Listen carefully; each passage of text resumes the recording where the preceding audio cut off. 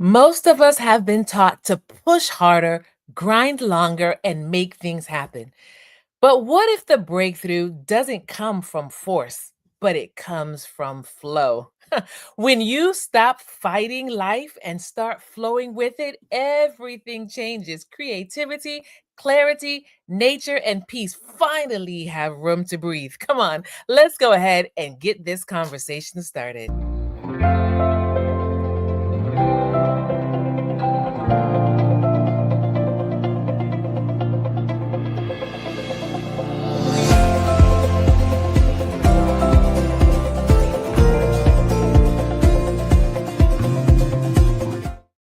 Welcome to Transformation Station, the podcast where growth meets action and change turns into transformation. I'm your host, Adrienne Benton, and today we're diving into something absolutely powerful. Stop forcing, start flowing with the amazing Tigrilla Gardenia. Well, listen, we live in a world that glorifies hustle, but constant pushing leads to burnout, overwhelm, and frustration. We're going to talk today about how flow invites ease and alignment in intuition and wisdom. Before we do that, though, I want to say thank you. I want to say thank you to you because Transformation Station Leadership Podcast community, guess what you did? That's right. You pushed us over the 2,500 download milestone. I can't thank you enough for being a community that continues to partner with me in growing. Listen, 2,500 is amazing, but we're not done yet, right? There's so much more to come. So if you have missed even one episode from season one and season two, I want to invite you to go back right now and get caught up because guess what? Next week, we're starting season three. And I want to see us push past 2,500, 3,000, 3,500. Come on, I know we can get to 5,000 sooner than later. But again, the goal is not just the numbers, the goal is for us to continue to grow together. Well, listen, today I want to tell you about our amazing guests. I'm so excited to talk to you about Tigrilla. And I think I'm saying her name wrong, so she's going to correct me when she comes on. But I want to tell you about her, right? Her roots are firmly planted in the arts, communication, science, and the avant garde. She uses all of the tools in her toolbox to empower creatives to take action with confidence and to become the conscious leaders that they can be. More than that, she loves to work with individuals and small groups as nature inspired mentor and an ICF PCC life coach. Welcome, welcome, welcome right now to Transformation Station. We're so excited that you're with us today. Please go ahead from the start and correct me. Please, how do I say the first name again correctly? You actually said it perfect. Tigrilla. You said it. Oh, right now. Wonderful. Well, listen, I'm really excited about this conversation because I believe that this is a conversation that one is going to be inspirational and it's also almost going to be like a masterclass to help us as leaders and as individuals to reset our mindset so that we can actually start flowing. So, I want to start off by saying this, I've seen personally how forcing drains us. It drains us emotionally, Mhm. it drains us physically, it drains us spiritually, right? Stop forcing, but start flowing. But flow feels different. Flow for me many times feels like clarity, it feels like alignment, it feels like almost like peace in motion. So I want to start off by asking you this question. What does flow actually look like for someone who has multiple passions, who is in multiple roles, especially in leadership? What does flow look like? Yeah, this is probably one of the hardest things because for people who are multi-passionate, multi-potentialites, the idea is that in a quote unquote normal mentality, right? Mhm. Flow means, like you said, I am in something, I am completely immersed in it, and I am doing it with continuity, and I'm, like you said, clarity and all these different pieces. So I'm just flowing in that thing. Nah. But that's not exactly the same thing when you have a neurodivergent mind or when you have lots of different passions, which often are the same thing. Mhm. Because flow in that sense actually really means trust. In other words, I have to trust that what I am feeling like I want to do in this moment is actually the thing I should be doing, even if that means that 3 minutes ago I was doing something different and now I want to do something completely, in a different direction. And I think that Mhm. that's really hard because we have this productivity description that says that the way I am productive is because I take something and I start it and I complete it. But the Mm. multi-passionate mind doesn't work that way. We Okay. have so many different ideas. What we're really looking to do is weave them together or move them forward in certain ways. When I start to understand kind of the greater picture, what Mhm. is the continuous thread that weaves through these things? So I'll use Mhm. an example from myself. I am a bridge. My whole kind of passion, the way that I express myself, Mhm. everything that I do is a bridge. It takes something and brings it to a different place, and it accompanies that part.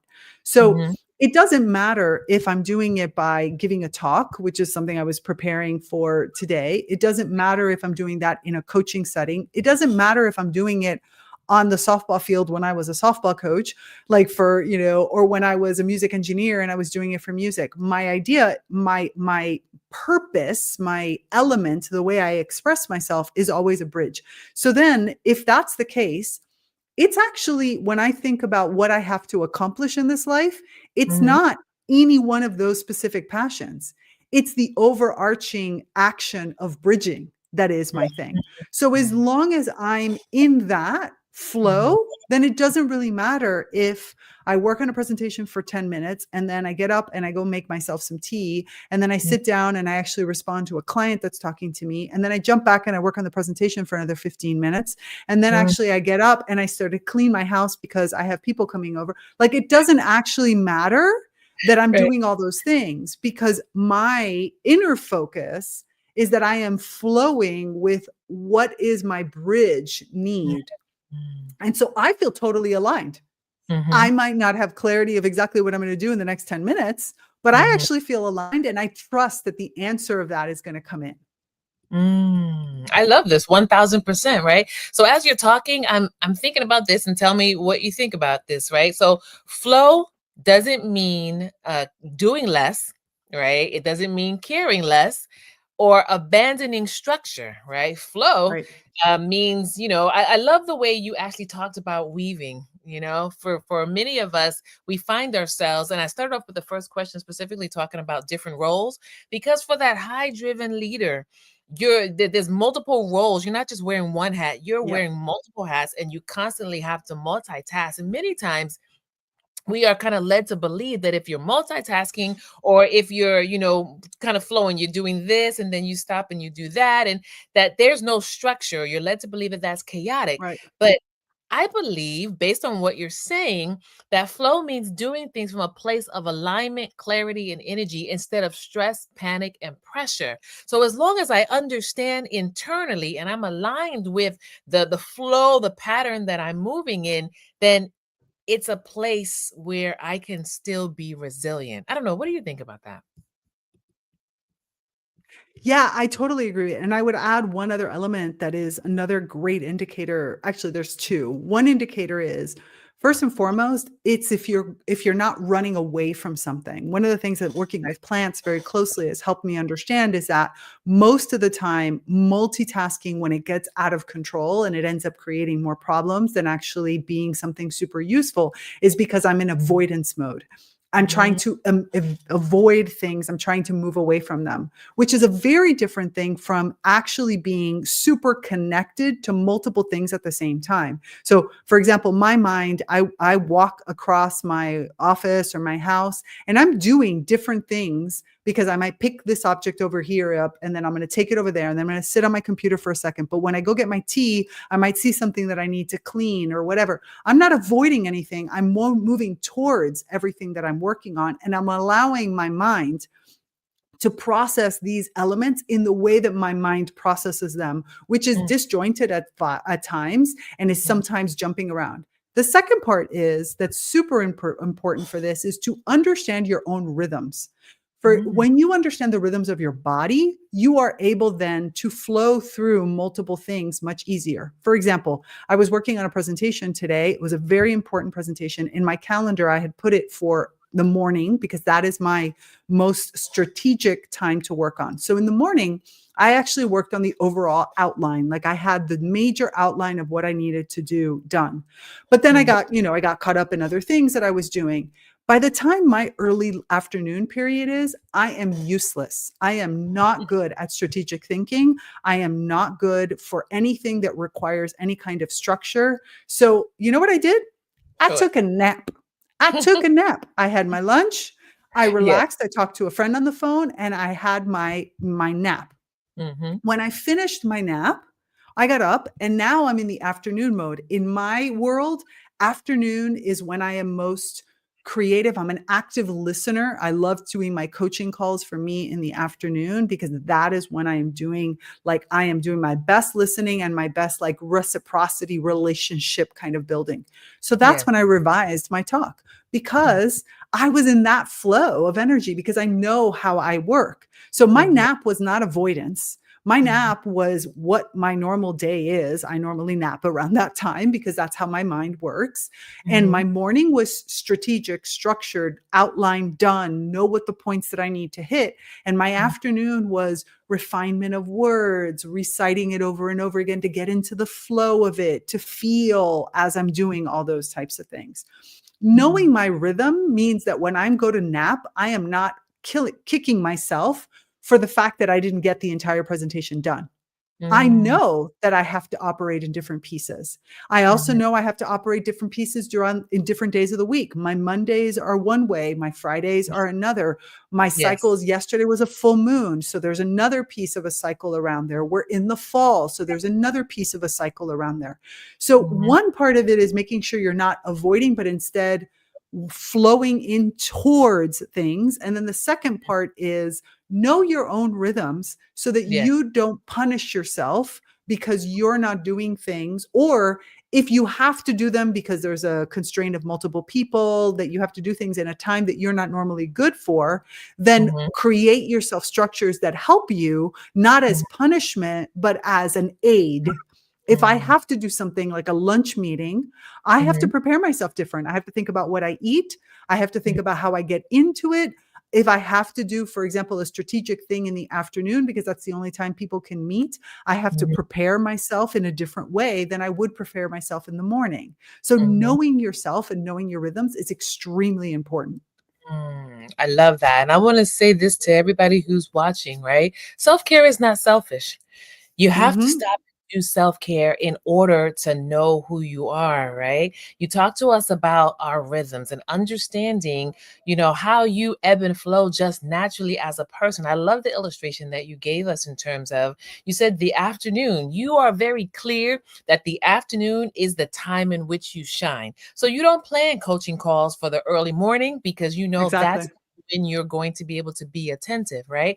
And for many of our leaders who are watching right now, we can't always necessarily control our schedule. We can't always necessarily control when the meeting is going to happen. But when we understand who we are and what our natural rhythm is, what our natural flow is, then we know how to arm and prepare ourselves. And, here in Transformation Station, we always take some time to give our listeners and our viewers an opportunity to do some assessment. And so you've heard the conversation that we're having right now. To everyone, I want to invite you to pause, right? And just think about this for a moment. You don't do everything. You prioritize what matters. Flow is not about being busy. It's about being aligned. And I'm telling you, one of the traps that many of us, and I say us, right? Many of us as leaders, one of the traps that we fall in is that word busy. Right? We fall into the trap that we always must be doing something, must be controlling something, must be making something happen. And we forget about just the natural ebb and flow. And then we end up going into burnout. So I want to ask you this question, because I think this next question will help us to talk a little bit about, how to avoid burnout. But You draw on plant wisdom as a part of your Mhm. framework, right? Can you share with us one principle from nature that leaders can apply to their own decision making? Yeah, a big one that I think is always so important is to recognize that in an ecosystem, everything is useful, right? Mm, What is mm, considered waste from one being is always can be food and nourishment for another. And what seems like something that you want to throw out can actually be the very thing that somebody else needs. And so mm, when we think about our characteristics, whether we're talking about ourselves as leaders or what we're looking at in our team members, it's mhm, about where do I make we have a tendency to say, well, if you don't act this way, then I have to like find a way to make you change. mm, Just for a second, give yourself permission to flip the narrative and to ask the question differently, which is not what if, how do I change you, but more of, wait a minute, that specific skill. You might be the antagonist. You might be the person that always finds the problem. You might be the person that knows how to blow up the code base, or you might be whatever. Where is that useful? Where mm, is it that I can plug that in the functions that you carry out and actually use it for something?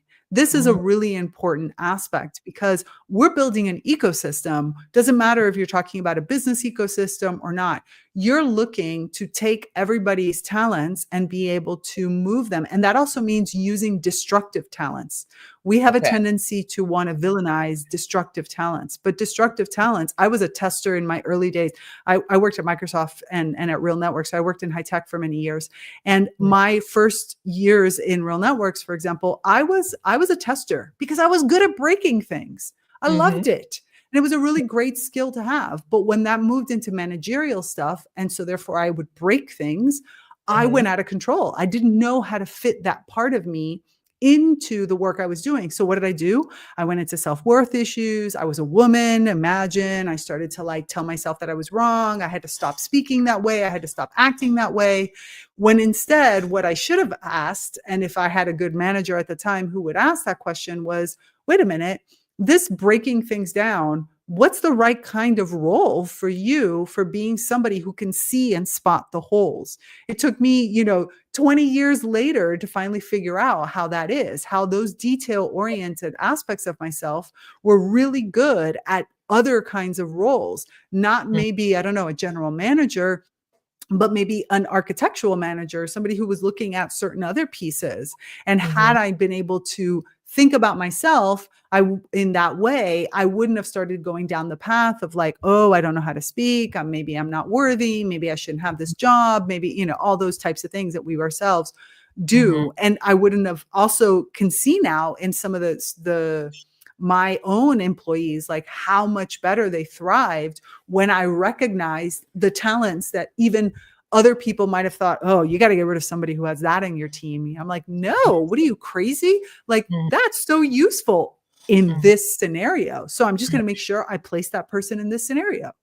mhm, mhm. I love that 1000%. As you're talking, I'm thinking this concept, right? In terms of nature has seasons. Seasons Hmm. have purpose, right? And I think as leaders, it's really important to remind ourselves that one, we don't have to do everything all the time.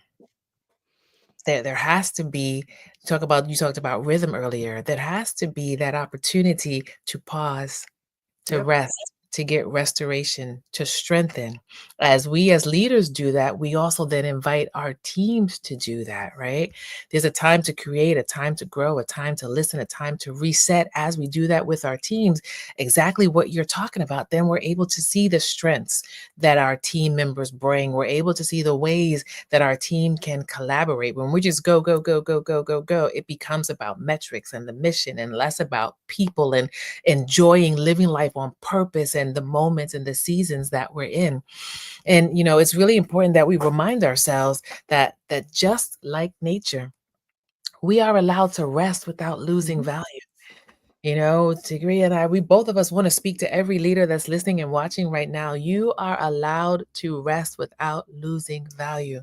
You're allowed to prune, right? That means remove the things that need to be removed, do some assessments, right? Reset without falling apart. You're allowed to pause Yep. and still be growing on the inside. And here in this community where we're talking to leaders who have been leading for like 15 to 25 years, many of us sometimes feel as though we can't pause, we can't prune, right? We may feel something on the inside, but we don't feel like we have the space or the time to be able to really allow ourselves to see what that is. But as Tigria has been talking to us, that natural flow, there's a natural flow that's inside of you that needs you to stop so that you can get clarity and improve and expand and not burn out. Now, you also talk about reawakening. Can you talk to us, explain to us, what do you mean by reawakening your inner plantness, and how it helps us to thrive? Yeah, so when we think about the human condition, as you were just talking about, right? As humans, we do think of go, go, go, right? Our animal instincts, as we like to say, is about movement. It's about Mhm, always being in motion. And of course, because we're animals, that tends to be where we lean into things. Our dominant sense is vision, our way of being. We have these legs. We think we're supposed to always keep them in motion. mhm, Where the plant world instead is of practices a sense of awareness, an understanding of being aware of everything that's happening. From the moment you come into a room, a plant knows that you're there. A plant mhm, is present because a plant is sessile. A plant is rooted into the earth and cannot run away from you. And so mhm, without being able to run away, they've had to deal with everything. So what happens? They have this plantness, which I feel is such an important aspect, because we also, evolving from the plant world, right? We've evolved through them. We have this part of ourselves that is our inner stillness, our inner presence. And that's the true kind of rest that you were just mentioning about. Rest, yes, there is the rest of, I'm going on vacation, I'm turning off everything, and I'm just going to go sit, with a pina colada by the beach. That's one form of rest. But another form of rest that is extremely important for us is the rest of stillness, of being able to then be completely present and aware of everything that's going on without necessarily feeling the need to act on it immediately, because I'm allowing all of those sensors of mine to be activated and to take in information. So mm, rather than thinking mechanistically, like where I'm thinking of only slivers, it is my plantness that allows me to, one, be in the present moment. So when something is happening, my nervous system is not freaking out because of the past. I'm taking lessons from the past, because plants have memory and they remember what happened in the past. And they mhm, know the direction that they want to go, right, into the future, but they live in the present and they make their decisions in the present, and they turn on and off, mhm, different parts of themselves, right? This whole epigenetics, to better understand what parts are useful in that moment. And we as leaders need to learn how to do that. We need to be able to take something in with full present awareness. That means I know that this one over here is like freaked out. I know that the coffee machine is broken. I mhm, understand that over here we have higher executives that are looking at this way, and the shareholders are going to look at, like, I have a presence of what's going on in the moment. But mhm, I myself am then taking that all in, and I'm allowing myself to process it. And that is the stillness that is necessary in order for us to be really, really good leaders. And when I mhm, can tap into that plantness, I see that as you said, is a form of self-care as well. And it is about, I need to deal with the situation at hand.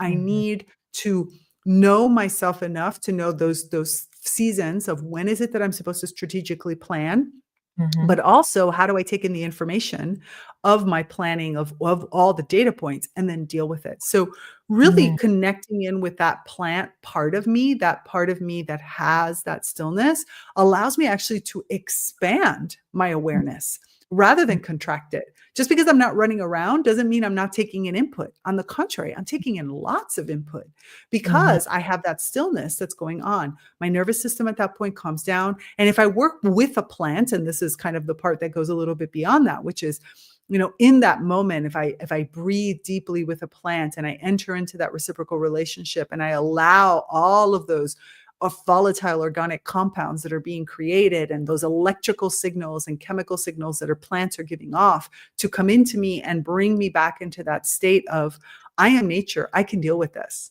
Because mhm, again, I have it within me to deal with it. I can either create the relationships necessary to deal with it. I have all of what I need inside of me to deal with it. I will find a way to deal with it. And when you step from that place, then Mhm. all of a sudden everything else becomes more fun, to be honest. Even the crisis becomes a challenge, an experience, as something that I get, excited about that it's happening. And okay, what am I going to do? And how am I going to build this team? And how we're going to work through it and all these different parts of it.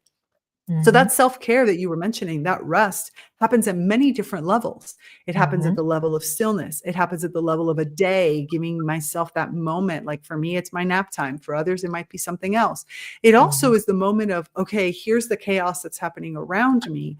I'm going to go into rest mode, but my senses are going to be fully active. So I'm bringing everything in, even though I am in a sense of rest. I And love it just this, changes. Yeah, it Yeah. just changes the way we do things. It makes it all like it should be, like I'm building something, like I'm doing something, like I'm working with something, like I'm getting all that nourishment that's coming from those relationships and that goal setting, but from in a completely different way. Absolutely, 1000%. This is a conversation for leaders that many times leaders don't have. This is what we call a non-traditional conversation, right? But it is Mhm. very important and critical. And I want every leader to hear us right now. This is a very critical and important conversation because as we talk about how do we align with plants? How do we align with nature? How does nature align with our mind, body, soul, and spirit? I'm not sure. Have you heard of the book called The Body Keeps the Score? No, I There's a haven't. phenomenal book called The Body Keeps the Score. I'll put the author in the chat. But one of the premises that I got from it was that, as we go through life and we encounter difficulty and challenges mentally, we tell ourselves, I just need to move on. Right. And so, this occurrence happens, we'll get upset about it. And tomorrow we say, okay, I'm just going to put it back there somewhere because I don't have time to deal with it. And while we're doing that, your body internally says, okay, she hit a wall, somebody kicked her. It's keeping a Right. note, a record. At some point, that score gets too high. The record builds Mhm. up too much. And the body says, okay, Eh, somehow we eh, get this out of us, right? And then all of a sudden, the panic attacks start happening. The panic attacks happen, the muscle strains, all of these things are happening now. And it says that when we go through things, if we give ourselves an opportunity to process and to start to seek healing, the score decreases and we're mm, able to walk forward with more clarity. Where I'm going with this is this to all of our leaders right now. It is very important that you align yourself with who you are and you mhm. look at what are the things that are right around you. There are some times, if you're like me, I work in a building, and in my office, we have no windows. And there are some days where I just have to get up and I have to go outside for a walk. And I Absolutely. just go for a walk because the breeze blowing, feeling the sun hitting my skin, right? Getting a plant, looking at the greenery, it's like therapy It to is my therapy. mind, my body, my soul, and my spirit. And so, to every leader right now, we want to invite you right now for a moment of reflection. Just stop and reflect. What are the ways that you can connect with you? What are the ways that you can connect with nature on a daily basis to be able to enhance your own resilience and at the same time enhance your ability to resiliently lead others? So, I want to ask you this question. How can plants teach us how to create healthy relationships? And what can I learn from plants in order to build a successful business? Help me out here.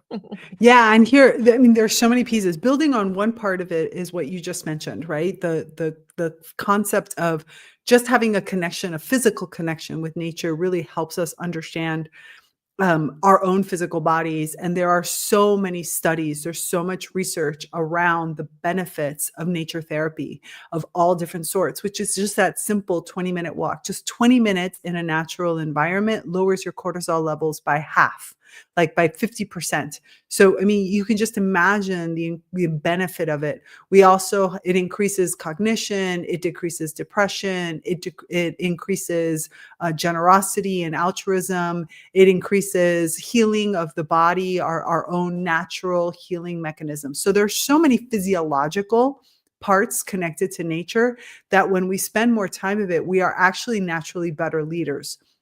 Because again, we have all these different parts of ourselves. Our nervous system is regulated in not a way of like, you have to go do these things, but more of, oh, I just took a walk in nature. I have one of my clients that does all of his one-on-one meetings by walking around the campus where they are. And there's these beautiful campuses that do that. And also, if you have the opportunity to build in biophilic design into your office spaces, so that you don't have, so if you have a space that doesn't have windows, you have all these other natural elements that then reflect pieces that help you feel like you're in a natural environment, you actually will get a lot more out of your, employees and of your system in general. So it helps just keep that mind sharp and it keeps the body relaxed. So this is one aspect of it. Another aspect is that relationships, the way that we think about them, are very limited. We think about somebody as a friend, a colleague, an enemy, like competitor. Like we have these very specific limited conversation points that we use. But when you go to nature, there's a lot more nuance. There's a great book way back when I used to work at Microsoft called How to Be a Rock Star at Work. Okay. And this book really, you would think, oh, the rock star is the person who knows the most or whatever. No, the rock star at work is the person that has the most amount of connections, the person who is able to resolve situations, not because they do everything themselves, because they have all the information, the knowledge, but because they are able to then connect with the people who can either solve it or give them answers. And so the relationship building is so important in a really healthy business. It doesn't matter what your business is. And that relationship can be very nuanced. For example, sometimes just the person that I don't know, I'm in the elevator and I have a 2-minute conversation as we're going up in the elevator with, Joe, who works on floor 6 and I work on floor 8. And I know that Joe does this and that. But those 2 minutes of conversations means that in an emergency, if I knock on Joe's door and I'm like, hey, Joe, I can go in there, right? So nature really creates many different types of relationships, which can go into competition when necessary. But another element that's extremely important from the natural world that we learn that we as humans are not so good at is that competition in nature is temporary. Current competition means death. Okay. Competition needs to have a goal and then it needs to end.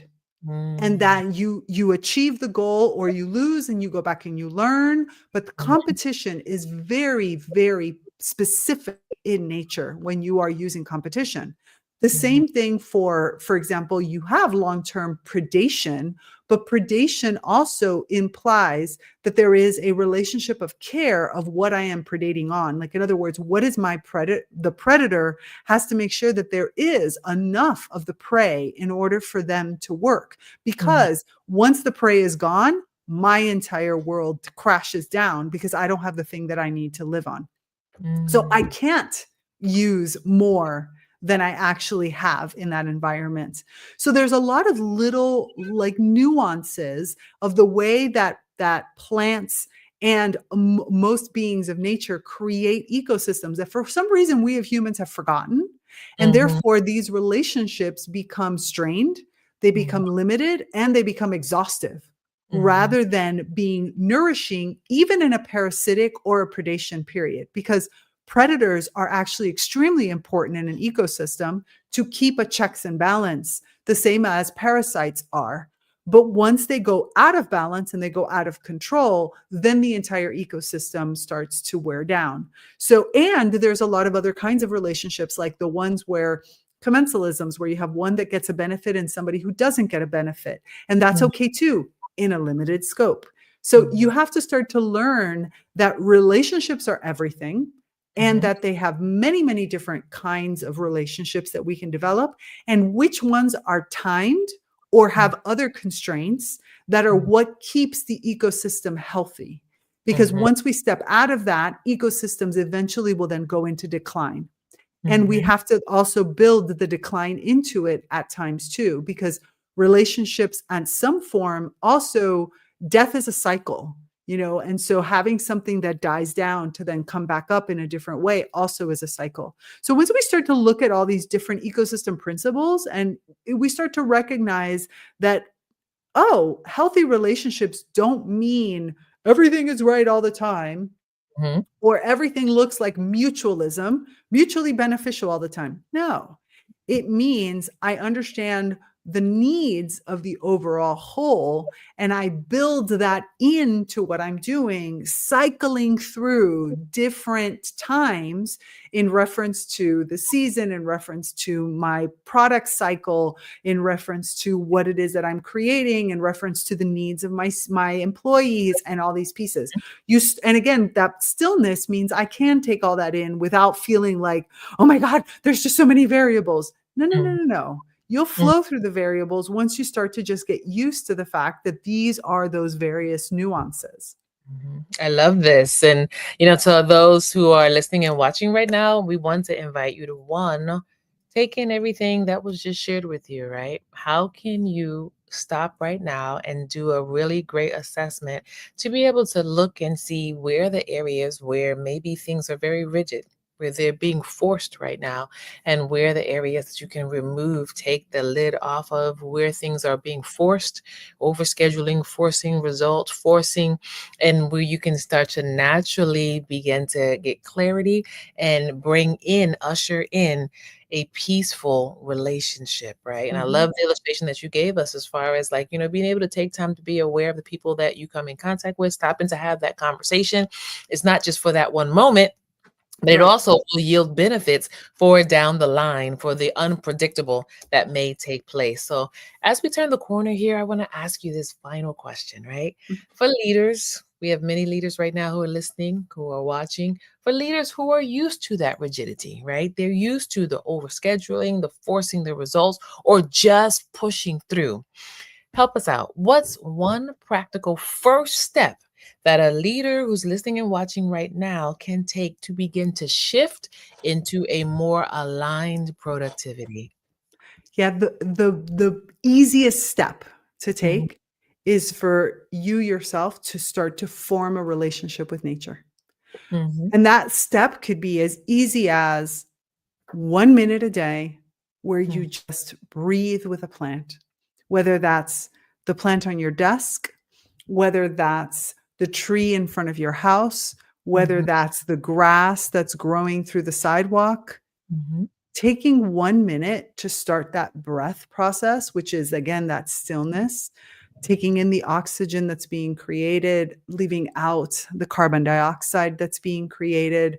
Like, you're nurturing that plant with your carbon dioxide. You're also probably giving that plant all of your, excuse me, worries and cares and such. Excuse me. okay, it's And okay. and I felt it like coming and I was like, "Oh no." No worries. I will take a self-care moment. But Yes. if you leave off that worries and concerns and just breathe all that out, let the plant then recycle that and give you back nice, clean oxygen. You start to build a relationship with the natural world. You can do this with a tree, expanding out, spending time as you walk into the office, stopping with one of the trees around the streets. It doesn't really matter who you choose to work with. Any tree or any plant of any sort will want to work with you. And the question then is that once you start to do this, what does it allow to open in you in that one moment? What is it about in that 1 minute that just naturally starts to come out and you form this relationship? I mean, I could give you all kinds of practical, like, oh, start looking at this and start looking at that. But if you yourself don't have a connection to yourself as a being of nature, then none Mhm. of this stuff and this list of things, and it's just going to be a checklist That and it's makes going to be sense. another stress for you to work on.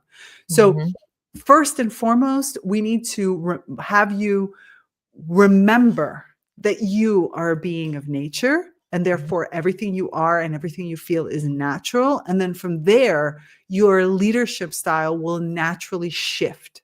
mhm, And then you'll want to study, how is it that, how is it that oak trees grow, or beech trees who happen to be very they like to take over a space. So like if you want to look about how to take over a new area, go look at beech trees. I mean, beech trees love to take over new areas. Like, oh, you species over here, no, no, no, no, no, I'm just going to crowd you out. Get out of there, get out of there. And leaving the species that they need in order to be able to have the relationships that are necessary for their thriving.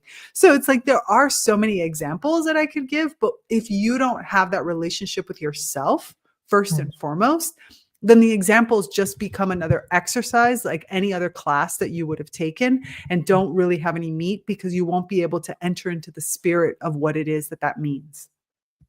I love it. Listen, this has been like a masterclass today. And again, this is a non-traditional conversation that we're having, but such a rich and relevant one.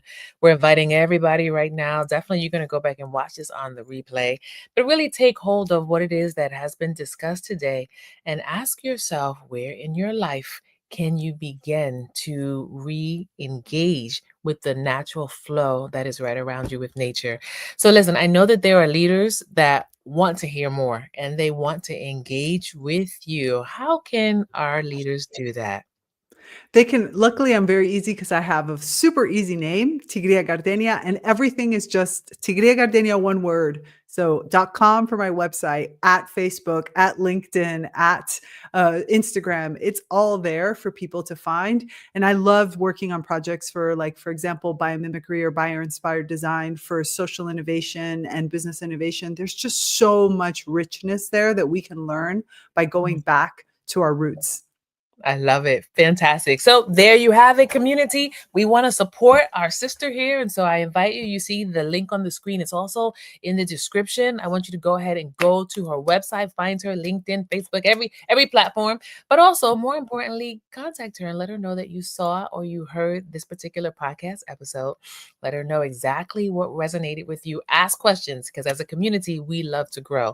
Thank you so much for joining us today. It has been an honor to have you with us. Thank you. It has been an absolute pleasure. Thank you for everything that you do and all that you're sharing. Thank you so much. All right. Well, listen, community, this has been amazing, really life enhancing. And I really want to invite you to stop and pay attention to the conversation that we had. Here's your reflection for the rest of this week. Ask yourself this question: where in your life right now are you forcing, and where could you begin flowing? Give yourself permission to breathe, release the pressure, and let alignment lead. I want to invite you to share in the comments what's one area that you're ready to stop forcing right now. And after you put it in the comment, go ahead and find another leader that you can discuss this with. And also, tag someone who needs this reminder and make sure that they get a chance to see this episode. Invite them to follow and subscribe to Transformation Station for more powerful conversations just like this. Remember, we're at 2,500. Keep on listening and push us beyond. So until next time, stop pushing, start flowing, and keep transforming into purpose.